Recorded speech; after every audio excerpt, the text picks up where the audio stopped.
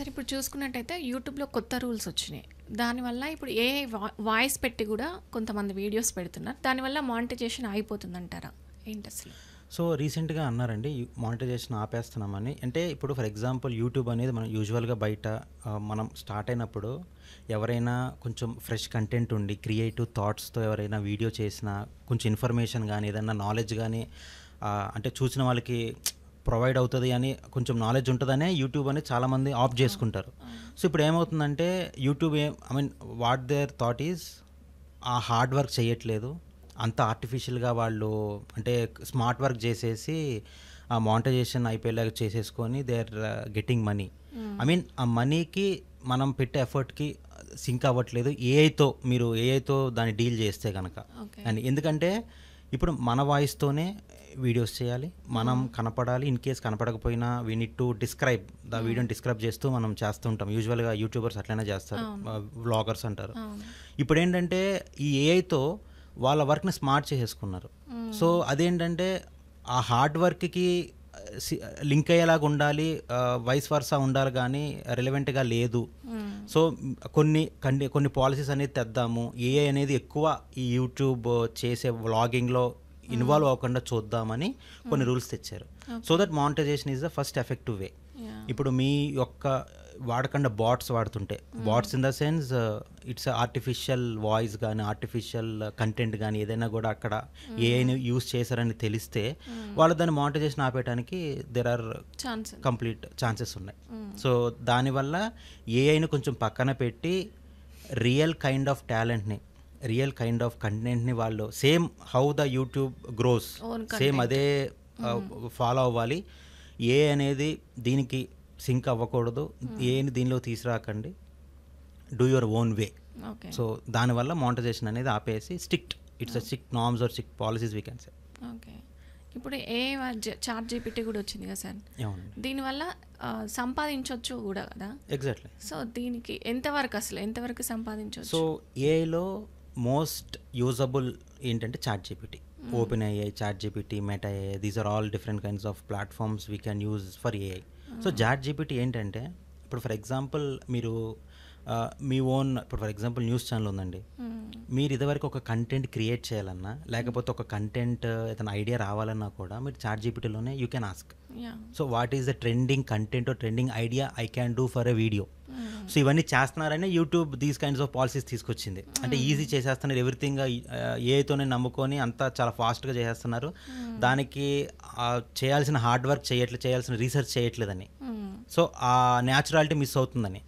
So for example నాకు ఏదైనా information కావాలంటే ఇదివరకు నేను చాలా సెర్చ్ చేస్తూ ఉండాలి టైము, ఇప్పుడు ఏంటి చాట్ జీపీని అడిగేస్తా, so I need this information, can you provide few. లేకపోతే నాకు ఒక కార్ కొనాలి ఉంది, నాకు కొన్ని రిక్వైర్మెంట్స్ ఉంటాయి, ఆ రిక్వైర్మెంట్స్ బట్టి ఏ కార్ బెస్ట్ అనేది చాట్ జీపీని అడిగినా చెప్తుంది.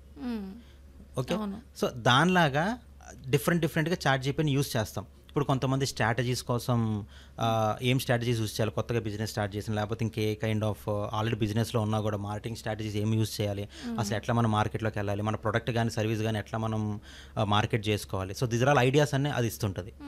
దాంతోపాటు కంటెంట్ క్రియేటింగ్ చేయొచ్చు. ఇప్పుడు ఫర్ ఎగ్జాంపుల్ నేను ఒక డాక్యుమెంట్ రెడీ చేయాలి, ఎంఎస్ఏ మాస్టర్ సర్వీస్ అగ్రిమెంట్ అంటారు. సో మాస్టర్ సర్వీస్ అగ్రిమెంట్ అనేది పేరోల్ కంపెనీస్కి ఉంటుంది, హెచ్ఆర్ సొల్యూషన్స్ కంపెనీకి ఉంటుంది, ఒక సాఫ్ట్వేర్ డెవలప్మెంట్ ఇప్పుడు మేము ఒక క్లయింట్కి మేము డెవలప్ చేస్తే మాకు ఒక సర్వీస్ అగ్రిమెంట్ ఉంటుంది. అవన్నీ మనం చాట్ జీపీతో మనం we can get the content, document ready చేసేసుకోవచ్చు.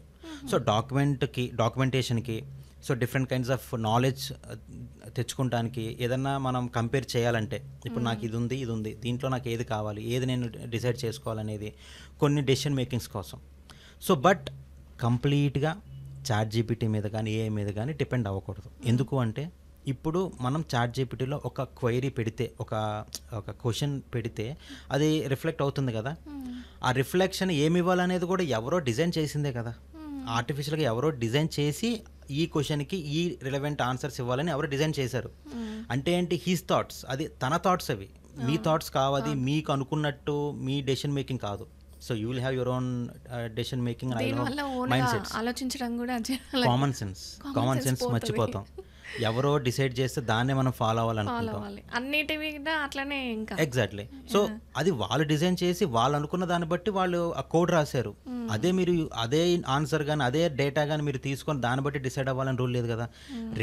రిఫర్ చేయి, దాని నుంచి రిఫర్ చేసుకొని you take your own decision making, but don't depend completely on ChatGPT anything. ఎందుకంటే మీకు ఆ యొక్క స్మార్ట్ వర్క్ మరీ ఎక్కువైనా కూడా ఆ యొక్క ఫౌండేషన్ కదా ఒక బేస్ కానీ పోతుంది. సో తర్వాత మీరు ఏమన్నా ఓన్గా ఏమైనా వర్క్ చేయాలన్నా, ఏదైనా క్రియేటివ్గా ఆలోచించాలన్నా, సంథింగ్ ఏదైనా వర్క్ చేయాలన్నా కూడా మీకు అలవాటు పోతుంది. సో ఒక లిమిట్గా వాడండి. Why? Because for every technology, for everything there is expiry date. Like that AI will also have a expiry date. అప్పుడు అయిపోతే మరి ఈ లైఫ్ స్టైల్ అంతా మీరు పోతే హౌ క్యాన్ యూ దానికి ఎట్లా మీరు అలవాటు అవుతారు? సో ఏది కొత్తగా వచ్చినా కూడా కొంతవరకు వాడుకోవాలి. మన న్యాచురాలిటీ కానీ మనకున్న ఆ ఒరిజినాలిటీ కానీ మిస్ అవ్వకూడదు. మనం పెట్టుకొని దాని హెల్ప్ తీసుకొని ఇంకొంచెం ఎఫెక్టివ్గా ఎట్లా చేయాలని ఆలోచించాలి. మనంతా పక్కన పెట్టేసి కంప్లీట్గా అది ఏది చెప్తే అది చేసేద్దాం అనుకుంటే అది ఎగ్జాక్ట్లీ. ఓకే, దీని మీద ఎక్కువ సంపాదిస్తున్నారా? అంటే ఎగ్జాక్ట్లీ. ఇప్పుడు డాక్యుమెంటేషన్ క్రియేట్ చేస్తున్నామా?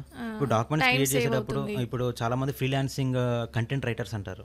So to get a document from any one, for example నేను కంటెంట్ రైటర్ని, ఇదివరకు ఏం చేస్తాను, నేను టైప్ చేయాలి, లేకపోతే చాలా సైట్స్లో చూసి నేను ఒక డాక్యుమెంట్ని ప్రాసెస్ చేసుకోవాలి. ఇప్పుడు ఏం చేస్తారు కంటెంట్ రైటర్స్, ఈ చాట్ జీపీటీని యూస్ చేసి స్మార్ట్గా వర్క్ చేసి వాళ్ళు 3 to 4 అవర్స్లో చేయాల్సిన వర్క్ని ఒక హాఫ్ అన్ అవర్ 1 అవర్లో చేసేసి you will get the same amount of money. So remaining 2-3 అవర్స్లో వేరే వర్క్ చేసి you will get more money, right? So అట్లా కంటెంట్ రైటర్స్ అనేది ఎగ్జాంపుల్ చెప్పా.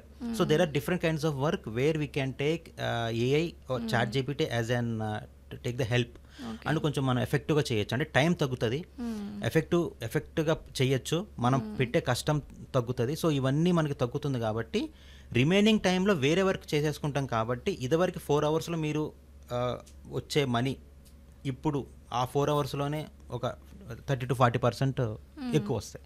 వై? బికాస్ మీకు టైం సేవ్ అవుతుంది, మీరు పెట్టే ఎఫర్ట్ తగ్గుతుంది, పర్ఫెక్షన్ పెరుగుతుంది. మళ్ళీ అదే పనిని మీరు రీటెస్ట్ చేయక్కర్లా, దాన్ని మళ్ళీ ఏదో మోడిఫై చేయాల్సిన అవసరం లేదు. ఎందుకంటే పర్ఫెక్ట్గా చాట్ జీపీటీ ఇచ్చేస్తుంది. Why? Because human, it's not a human to do wrong things, to do errors. ఒక వెబ్సైట్ అయినా సార్ దాని అదొక ఇప్పుడు ఏఐ అనేది ఒక డేటా బేస్ అండి. సో ఏఐ అనేది that means to speak with the data.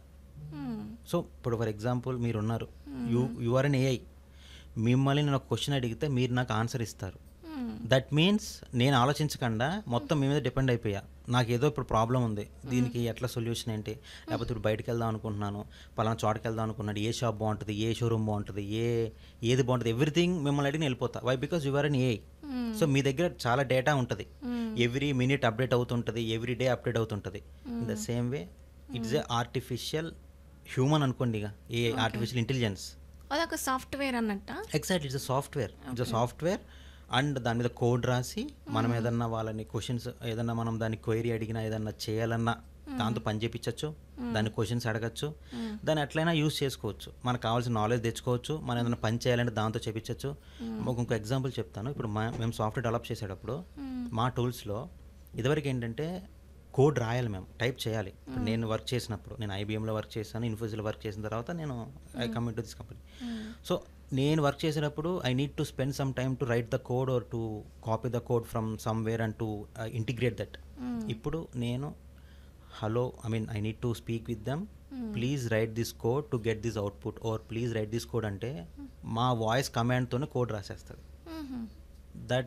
That much easy now we are in. But ఇదే నేను అలవాటు చేసుకుంటే దాని నుంచి నాకు తర్వాత ఏమవుతుందంటే కొంచెం ప్రాబ్లమ్స్ వస్తుంటాయి. ఎందుకంటే రిపీటెడ్ కోడ్స్ రాయటమో లేకపోతే డిఫరెంట్ కైండ్స్ ఆఫ్ నాకు అనుకున్నట్టు రాకపోతే మళ్ళీ నేను చేసుకోవాలి కదా. అంటే నా యొక్క ఒరిజినల్ వర్క్ స్టైల్ని నేను మర్చిపోకుండా దీన్ని యూస్ చేసుకుంటూ I will add those to and I will get a better output when compare to the previous one. Okay, మొత్తం దాని మీద డిపెండ్ అవ్వద్దు, జస్ట్ హెల్ప్ తీసుకోవాలి, రిఫర్ చేయండి. మీ ఒరిజినల్ కైండ్ ఆఫ్ వర్క్ స్టైల్ని అట్లనే పెట్టుకోండి, దాన్ని వదలొద్దు. దీన్ని మీ దానికి యాడ్ చేసుకొని బెటర్ అవుట్పుట్స్ కోసం, బెటర్ రిజల్ట్స్ కోసం you can use that. Okay sir, thank you sir. Thank you.